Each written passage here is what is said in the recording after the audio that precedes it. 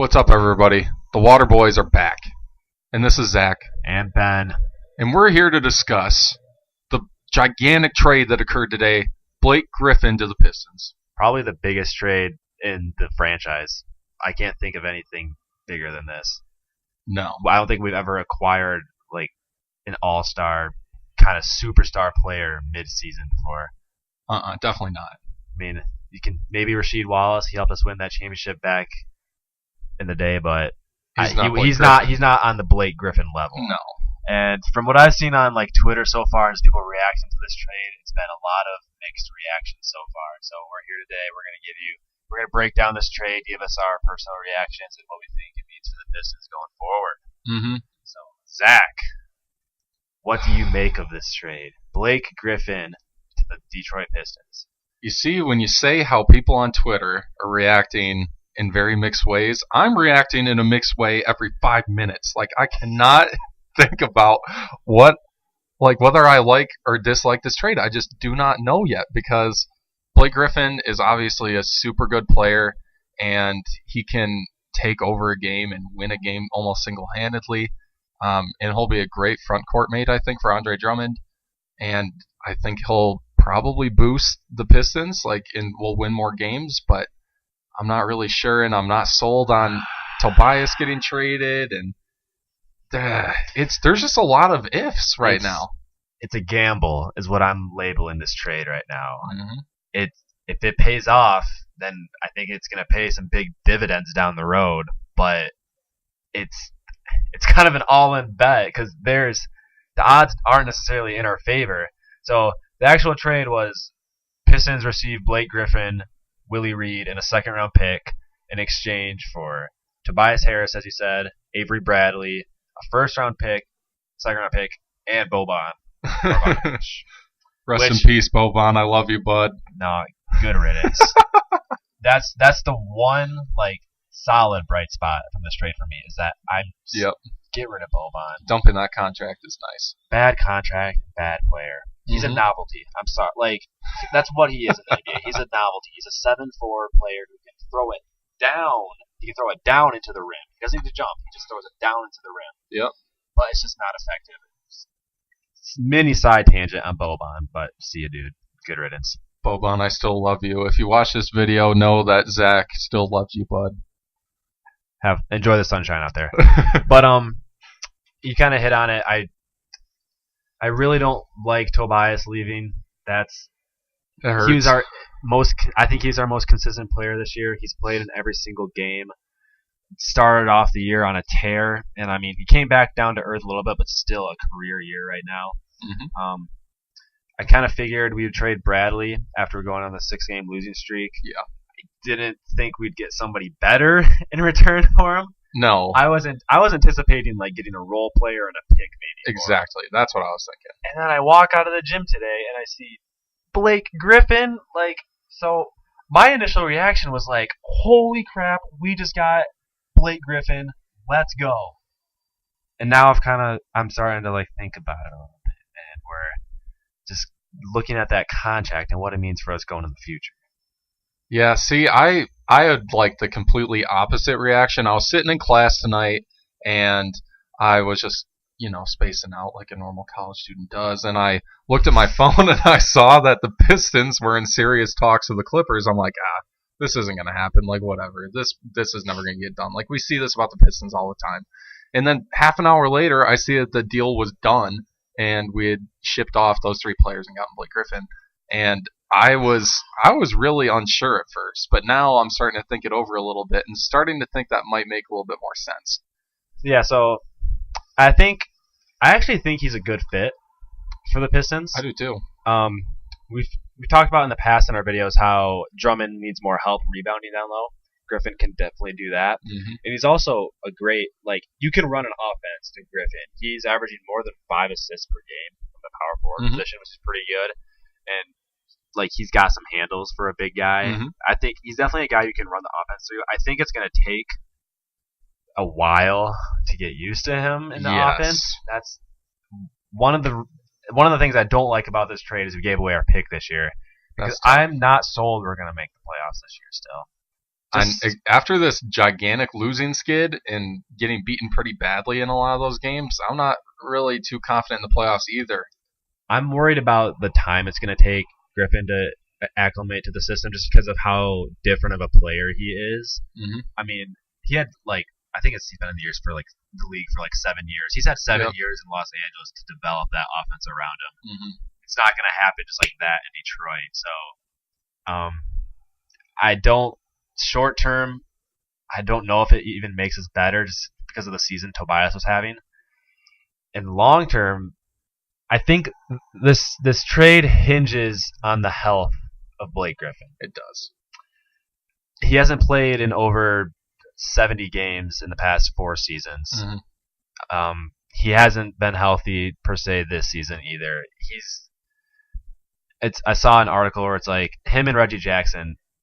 Every time you talk about them, the precursor is when they're healthy, they can be really good. Yeah. Yep. And so, like I said earlier, this trade is a gamble. If Blake Griffin can be healthy going forward, mm-hmm. I give this trade like a B+, A-. I think it's a really good trade. Mm-hmm. It could backfire, though. If he's not healthy, if he loses his athleticism in the next few years and we're paying him contract is brutal. $39 million in 2021, 2022. Oh, boy. Yeah, that's a brutal contract, to say the least. Granted, if he can stay healthy and he plays well, then that isn't too horrible. Granted, it's still a really, really huge contract. But for a player like Blake Griffin, I'm willing to pay that money if he produces enough to warrant it. See, and I think that's what it comes down to, at least for mm-hmm. me, in terms of why I'm not super mad at this trade. The one reason I'm not is because this is the first time we've had a superstar in Detroit since Isaiah Thomas. Yeah, because Chauncey Billups isn't really a superstar. Yeah, no one on that team was like a superstar in the league. That was when we won it in, what was it, 05? 04. When we won it in 04, that was just a collective group of just players that gelled really well together. Going to work, man. Going to work Pistons, They were just a unit. Exactly. We haven't had a true superstar top 20 player in the NBA since Isaiah Thomas. Yeah. And I think that's what's got me excited is that we have a player now that we can rally around. We have a player that can bring other talent to Detroit mm-hmm. now. People want to play with Blake Griffin. Mm-hmm. And granted, we're going to have to work the salaries a little bit mm-hmm. to get somebody else to come. But I think we could get I can't think of a point guard in the league who wouldn't want to play with Blake Griffin and Andre Drummond together. Exactly. When you're a point guard like that, that just would make you want to salivate. All you got to do is just throw it up at the rim, and they're just going to dunk it. That's all that has to be done. I think Reggie Jackson is probably extremely happy with this trade. I'm sure he is. Plus, they got rid of Avery, so he's like, man, dude, I'm about to run this offense into the ground. He's like, I'm going to average 15 assists a game, and this is going to be awesome. So, and I love that idea, too. Running the pick and roll with Blake and Andre, and you're still going to have some shooting on the wings. So I think it could potentially work if Reggie actually comes back and he's fully healthy and Blake can stay healthy. If we can somehow squeak into the playoffs, I could see him making some noise. Yeah. The thing that scares me is the interim when Reggie's not available. Just imagine a lineup with Ish Smith, Stanley Johnson, Blake Griffin, Andre Drummond on the floor at the same time. And where are the shots coming from? Sure, you can still run through Blake, but one thing I did notice is that we traded our top 2 scorers away for Blake. Yep. And so Blake's usage rate is about to be insane. Astronomical. Through the roof. Especially without Reggie. Exactly. So I just think the combination of an offense running through him so heavily, with him being new to the team, I'm not confident the wins are going to come quickly. Probably not. So we might have just traded away a lottery pick for Griffin, but could be. At this, I don't know. I like that we took a risk. We've been so complacent the past 3 years under SVG. I think this is him making a statement, saying that he wants to like keep his job, man. Because you know me, I've been banging the fire SVG drum all season. Just this morning, you actually texted me that. I did. Just this morning. Yeah. And now, after seeing this, I'm willing to give him a grace period because he did something big, and that's what I wanted from him. They have a direction. That's the important part. That's all we wanted at the beginning of the season. We were like, we just want the Pistons to pick a direction. Either try to lose or try to win. And they're going to try to win, thankfully. Yes, exactly. They picked a direction. Granted, I think the probability of this direction working might not be super high, but I'm feeling good right now. We like you said, we picked a direction. We're trying to win. We have a superstar in Detroit. We haven't had one in my lifetime, so heck, I might go and order a Griffin jersey after this. Who knows? I might have to get one too. Like that'd be, that's the move right now. So, what do you think the starting lineup is going to be? Well, not including Reggie. So right now. So interim, I guess you have to still go with Ish. Although you could start Langston Galloway at the 1. I would still start Ish. Regrettably, I would still start Ish, and then I would start Kennard at the 2. But who knows if SVG is going to start Galloway there. Regardless, Galloway and Kennard are going to have to start sucking up a lot more minutes. And then I think you're still going to have to just start Bullock at the 3 like they kind of have been the past, month or two. Yeah. And, I mean, there's some shooting in that lineup around, like Andre and Ish, to kind of like protect them a little bit. Yeah. So that's going to be good.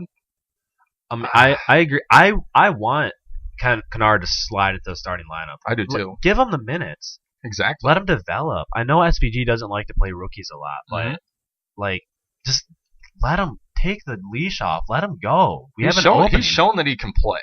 So I know like this isn't that time for the Donovan Mitchell, Luke Kennard argument, but no, because it's not even an argument. Well, no. Here was going to be my point. Is that obviously Donovan Mitchell is the much better player and superstar like potential. And imagine if we would have Donovan Mitchell, Blake Griffin, Andre Drummond. Like, that's insane. Like, that's ridiculous. But anyway, if Donovan Mitchell wasn't drafted right after Kennard, this wouldn't be that big of a discussion. But since he was, it's an argument on Twitter and everywhere every single day. Sure, whatever. It's fine. Acknowledge Mitchell's better, but let Kennard prove himself. Kennard's not a bad player. Let him get some more playing time. Let him play with the starters. Give him that role so he can develop into a better player. And then I agree, Bullock, keep him in the starting lineup. He's just for shooting. I mean, he's been playing okay. He's shooting over 40% from 3. Fill that role, buddy. Like I'm not your biggest fan, but you've stepped up this year. I'll give you that. Saying that you're not his biggest fan is putting it very mildly. I recall you saying a few weeks ago, Reggie Bullock should not be on an NBA roster. No, that's Eric Moreland. No, you said that about Reggie Bullock too. But yes, Eric Moreland, who thankfully probably won't have a role anymore. Speaking of that, I'm actually kind of glad we got Willie Reed in this trade too, just to kind of share some of those backup center minutes with Eric Moreland, because Eric Moreland should not be on an NBA roster. No, I actually agree with you on that one. He should not be. And so I'm actually glad. I mean, don't get me wrong, Willie Reed's nothing special, but he's a big body, rotational big man who can soak up some rebounds. Yeah, he's something. And so I'm sure slide him into the bench rotation. I'm glad with that. At least until is Lure alive? Is he still? They announced last week that he's actually done for the season. So he's dead. Okay. Yeah, basically he's dead. Good riddance. Yep. NBA graveyard. John Lure. Rest in peace. 2018. That's so frustrating too, though, to have a guy who you got 11 or 12 million invested in to be done for the season. Didn't play at all. He played 8 games. 8 games, whatever. That's not at all. Anyway, Willie Reed will soak up some of those minutes then as a rotational player. So I mean, what do you do? So we kind of hit it earlier. Do you think this is enough to push into the playoffs? Right now, we're sitting 3 games behind the Sixers for the 8th seed. I think it'll be enough to get into the playoffs. Probably just as the 8th or 7th seed. Probably get eliminated first round, but that's fine for this year, honestly. Like, whatever. Because we have Blake and Andre on those long-term contracts that you can like build around them. But the problem is that this whole plan kind of hinges on either being able to attract another star, like a third star, to form, the stupid cliched like big three or It's whatever. not a cliche. I know It's a necessity. I know, it is a necessity now. In order to win, you have to have a big three.